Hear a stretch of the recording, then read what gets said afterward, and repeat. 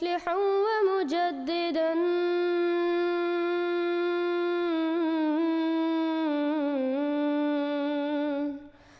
فارنوا بنظر طاهر وجناني.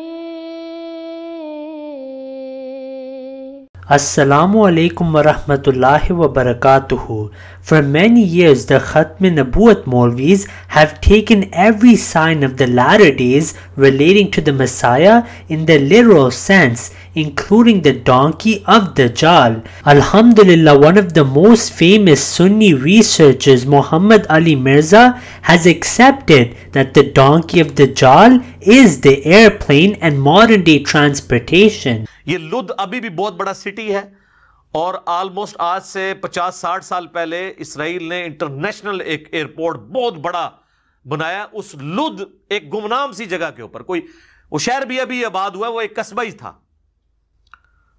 تو وہ اثرات نظر آ رہے ہیں. ہو سکتا ہے کہ وہ اپنے بوئنگ یا ایئر بس میں فرار ہو رہا ہو، حضرت عیسیٰ علیہ السلام پیچھے سے پہنچ جائیں اور ایئرپورٹ کے اوپر اسے قتل کر دیں. اور آپ کی انفارمیشن کے لیے یہ بات کہ لد مقام جو ہے اسرائیل کے اندر موجود ہے. آج سے تقریباً 40 سال پہلے اسرائیل نے وہاں انٹرنیشنل ایئرپورٹ بنایا ہے. اسرائیل نے وہاں انٹرنیشنل ایئرپورٹ بنایا ہے اور لوگوں کو سمجھ نہیں آتی تھی کہ اس دور دراز گاؤں کے اندر، لد کے اندر انٹرنیشنل ایئرپورٹ یہودیوں کو بنانے کی ضرورت کیوں پیش آئی. تو میرا اپنا گمان یہ ہے کہ اسی انٹرنیشنل ایئرپورٹ سے دجال جب اپنے ہوائی جہاز میں فرار ہونے کی کوشش کرے گا، تو عیسیٰ علیہ السلام اس کو پیچھے سے پکڑ کے قتل کر دیں. عام طور پہ یہ خیال کیا جاتا ہے کہ جب حضرت مسیح موعود علیہ السلام جو آئیں گے اس وقت دجال بھی آئے گا. دجال جو ہے وہ کانا ہوگا، اس کے کان لمبے ہوں گے، اور عام طور پہ ذہن میں یہ چیز آتی ہے کہ کوئی جو قسم کی چیز یا کوئی جن قسم کی چیز جی یہی الفاظ ہیں. آپ ایک چیز تو آپ یہ ایکسپلین کر دیں. ہاں جی، وہ دجال کہاں ہے، اس کے ساتھ کیا ہونا تھا، کیا ہوا. وہ گدھا بھی آپ نے پوچھا، اس کی طرف میں آ رہا تھا. آ جائیں تو اسی وقت تھوڑا رہے، جلدی آ جائیں بھائی. تو اس کا جو گدھا ہے وہ بہت ہی بڑا ہوگا. تو نہیں، اگلی بات بھی بتائیں، آگ کھا کے چلے گا جی ہے کہ نہیں؟ جی بالکل. وہ گدھا چارہ نہیں کھائے گا، دانے نہیں کھائے گا. جیسے کہانیوں میں آتا ہے نا کہ اس کی بیٹی، وزیر کی بیٹی کھاندی تے کھاندی کدواں نال. پنجابی کی کہانیوں میں اس قسم کی باتیں ہوتی ہیں. وہ کدو کے بغیر کچھ نہیں کھاتا. یہ جو گدھا ہے یہ کھاندا تے کھاندا اگ نال، اور کچھ نہیں کھائے گا. یہ بھی بتا دیں جی. تو اب ہمارے لیے دو چیزیں پیش کرنی ہیں. ایک ایسا گدھا جو اتنا بڑا ہو جتنا حدیث میں بیان فرمایا گیا ہے کہ اس کے دو کانوں کے درمیان 105 فٹ کا فاصلہ ہو، اس کے پیٹ میں آگ ہو، وہ آگ کھا رہا ہو، اور پھر بھی سواریاں اس کے اندر بیٹھیں. وہ اتنا تیز چلے کہ مہینوں کا فاصلہ گھنٹوں میں طے کرے. ہر منزل پہ سے روانہ ہونے سے پہلے اعلان کرے کہ میں چلنے لگا ہوں، جس نے آنا ہے آ کے مجھ میں بیٹھ جائے.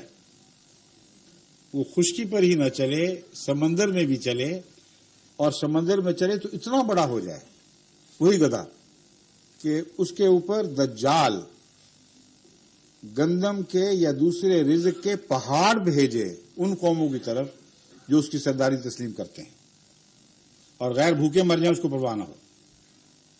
وہ جہاز بھی بن جائے، یعنی سمندری جہاز. اور وہی گدھا ہوائی جہاز بھی بن جائے. فرمایا اس کی چھلانگ اتنی ہوگی کہ ایک پاؤں مشرق میں تو دوسرا مغرب میں جا کے ٹکے گا، اور سواریاں اس کے پہلو سے اس کے اندر بیٹھیں گی. اندر جائیں گی تو سیٹیں آرام دہ جگہ اور بجلی کے خمخمے روشن ہوں گے. یہ ساری باتیں بتائے نا جی. اگر آپ بتاتے تو پہچان بھی جاتے. سوال ہی ختم ہو جانا تھا. اسے مولوی باتیں نہ کریں، میں ادب سے گزارش کرتا ہوں ساری بات بتا دیں تو سوال خود بخود حل ہوتا چلا جاتا ہے، سوائے ان کو جن کو توفیق نہیں باتیں سمجھنے کی. اس زمانے کی سواریوں کے متعلق اس سے زیادہ واضح اور عظیم پیشگوئی ناممکن تھی. اتنی واضح پیشگوئی، ریل گاڑی کی پیشگوئی آ گئی، کاروں کی پیشگوئی آ گئی، ہوائی جہازوں کی پیشگوئی آ گئی. اگر کاروں کی نہیں تو ہوائی جہاز کے کان تو باہر بڑے بڑے 105 فٹ کے فاصلے تک تو ہوتے ہیں. آگ کھاتے ہیں، پھر بھی آگ الگ رہتی ہے، لیکن مسافر بیچ میں آرام سے سفر کرتے ہیں. جانے سے پہلے گھنٹیاں بجتی ہیں، جھنڈیاں ہلائی جاتی ہیں، اعلان ہوتے ہیں گاڑی چلنے کے لیے ہے، آؤ بیٹھو، بند ہونے لگی. ایئرپورٹ پر اعلان ہو رہے ہوتے ہیں ہوائی جہاز اڑنے کے لیے تیار ہے، کراچی سے نیو یارک کے لیے تیار ہے. اور پھر جب بیٹھ جاتے ہیں پھر سفر کرتے ہیں. اتنی تفصیلی پیشگوئی ساری انبیاء کی تاریخ میں سے کوئی نکال کے دکھائیں اس شان سے پوری ہوئی ہے. اور ابھی گدھا نظر ہی نہیں آ رہا. تو وہ دجال جو اس گدھے کا مالک ہے، جس کے متعلق فرمایا کہ وہ اس گدھے کی طاقت سے اس پر سوار ہو کر دنیا کو فتح کرے گا. وہ کون لوگ ہیں؟ ہم نے تو نہیں یاد کی اس بارے میں. مغربی قومیں، وہ ساری مغربی قومیں وہ ہیں جو عیسائی بھی ہیں. تو آئندہ زمانے میں وہ عیسائی طاقتیں جنہوں نے دنیا پر عروج حاصل کرنا تھا، دنیا پر ایک عظیم غلبہ حاصل کرنا تھا، اور ان کے غلبے کا راز تیز رفتار سواریوں نے بننا تھا. ان تیز رفتار سواریوں کا امتیازی نقطہ پہچان یہ ہے کہ وہ سب فائر پاور پر چلنے والی سواریاں ہونی تھیں، فوڈر پاور پر نہیں. یہ پیشگوئی پوری ہوئی ہے کہ نہیں؟ جی. تو پھر بات ختم. صلی علی نبینا صلی علی محمد صلی علی شفیعنا